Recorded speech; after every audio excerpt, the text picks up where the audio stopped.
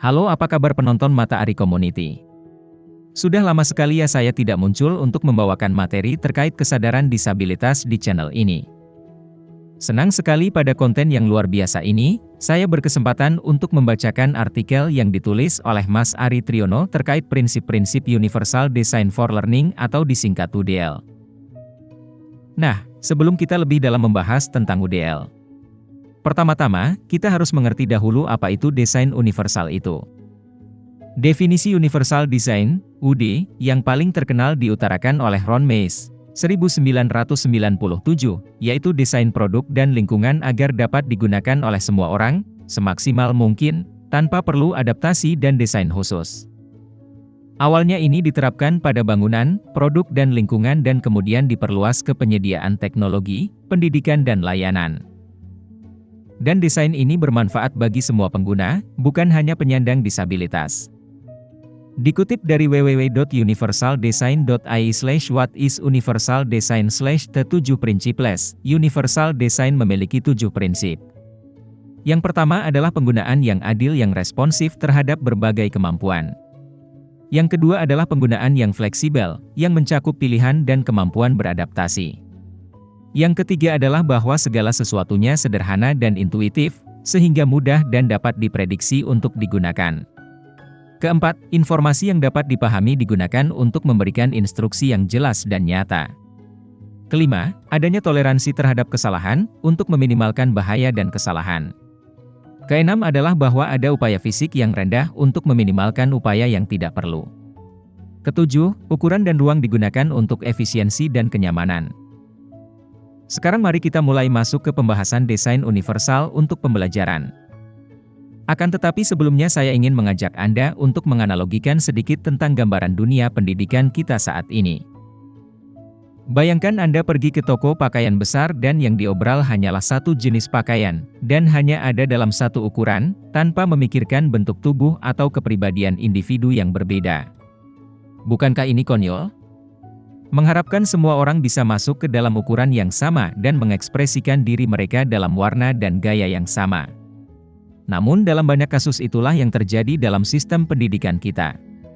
Dalam hal pembelajaran, variabilitas adalah aturannya, tidak terkecuali dan dunia pendidikan kita sekarang bergulat dengan tuntutan kelompok pelajar yang semakin beragam dengan meningkatnya jumlah siswa dari latar belakang budaya dan sosial ekonomi yang berbeda, siswa dewasa dan siswa penyandang disabilitas. Meskipun demikian, strategi pelatihan dan penilaian sering dirancang dengan sama untuk semua anak dan siswa diharapkan untuk terlibat dan belajar dengan istilah yang sama. Saat ini kita belum cukup membangun fleksibilitas pada tahap desain untuk memberikan semua siswa kesempatan yang sama untuk belajar dengan cara yang sesuai dengan kekuatan mereka sendiri. Jadi bagaimana institusi pendidikan kita dapat menanggapi tantangan ini? Jawabannya adalah masukan Universal Design for Learning atau yang disingkat UDL. CAST, Center for Applied Special Technologies, mengembangkan kerangka kerja desain universal untuk pembelajaran, UDL. Mereka menganjurkan tidak ada yang namanya pelajar, tipikal, atau rata-rata. Kita semua belajar secara berbeda karena keragaman dan variabilitas kita, sehingga fleksibilitas yang lebih besar dalam praktik belajar mengajar akan membantu melibatkan dan mendukung pelajar untuk berhasil. Keragaman atau variabilitas peserta didik meliputi, mereka yang pertama di keluarga mereka untuk menghadiri pendidikan tinggi, latar belakang status sosial ekonomi rendah, beragam secara budaya dan bahasa, pengalaman pendidikan sebelumnya, pengalaman hidup yang merugikan, letak geografis, gender dan orientasi seksual, usia, dan disabilitas. CAST juga menegaskan bahwa keragaman atau variabilitas pelajar, sampai tingkat tertentu, dapat diprediksi. Misalnya, ada variabilitas sistematis antara kelompok usia dan tahap perkembangan. Jadi, jika kita merancang dengan variabilitas sistematis, kita bisa membuat kurikulum untuk berbuat lebih banyak. UDL memberikan kesempatan untuk mengatasi variabilitas individu dan sistematis. Dengan demikian UDL secara sederhana artinya adalah, 1. Universal memastikan bahwa semua pelajar dapat berpartisipasi, memahami, dan belajar. 2. Desain memastikan kita merancang, mengembangkan, dan menyampaikan kurikulum agar dapat diakses oleh kelompok pelajar seluas mungkin. 3. Pembelajaran menggabungkan apa, mengapa dan bagaimana pembelajaran ke dalam desain kurikulum. Jadi, gampangnya UDL adalah rancangan, pengembangan, dan penyampaian kurikulum yang baik. Dan desain universal membutuhkan perhatian penuh dalam setiap fase desain, pengembangan, dan pengiriman. Ini tentang melakukannya dengan benar untuk sebanyak mungkin pengguna, sebanyak mungkin, tanpa memandang usia, ukuran, tingkat kemampuan, tingkat pendidikan, atau pengalaman sebelumnya. Dalam pendidikan, ini berarti mengembangkan lingkungan belajar, isi kursus, bahan ajar, dan metode penyampaian agar dapat diakses dan digunakan oleh peserta didik di berbagai keragaman dan variabilitas yang paling luas. 7. Prinsip desain universal dapat disesuaikan untuk diterapkan di lingkungan pendidikan kita.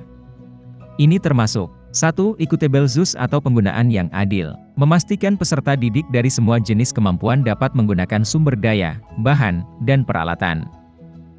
2. Flexible use atau penggunaan yang fleksibel. Pelajar dapat menggunakan materi dan sumber belajar dengan cara yang berbeda tergantung pada kebutuhan dan preferensi mereka. 3. Simple and intuitive atau sederhana dan intuitif. Materi dan sumber pembelajaran memiliki struktur yang dapat diprediksi, serta mudah dipahami dan digunakan.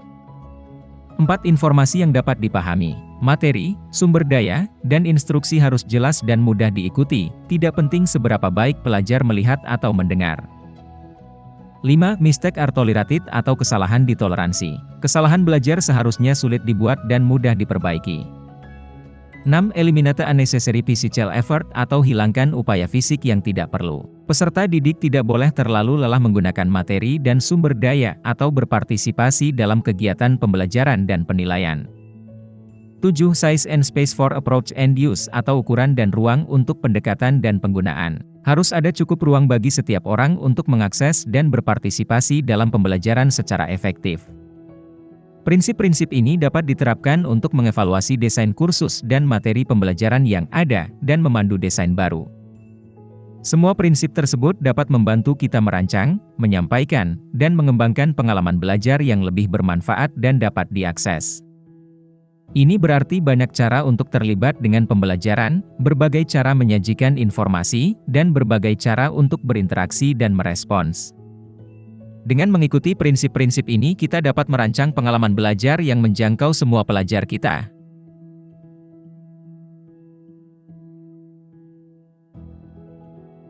Nah, sekian dulu pembahasan kita tentang pembahasan desain universal untuk pembelajaran atau disingkat UDL. Semoga konten kali ini dapat menambah wawasan kita mengenai rancangan lingkungan pendidikan yang inklusif dan dapat mengakomodir berbagai pembelajar dengan berbagai latar belakang. Kami akan lanjutkan lagi pembahasan ini di video kami berikutnya. Oleh karena itu, jangan lupa subscribe channel ini agar tidak ketinggalan pembahasan-pembahasan menarik mengenai disabilitas. Saya Gray William mengucapkan terima kasih telah berkenan menonton video ini. Sampai jumpa di konten kami berikutnya. Sampai jumpa.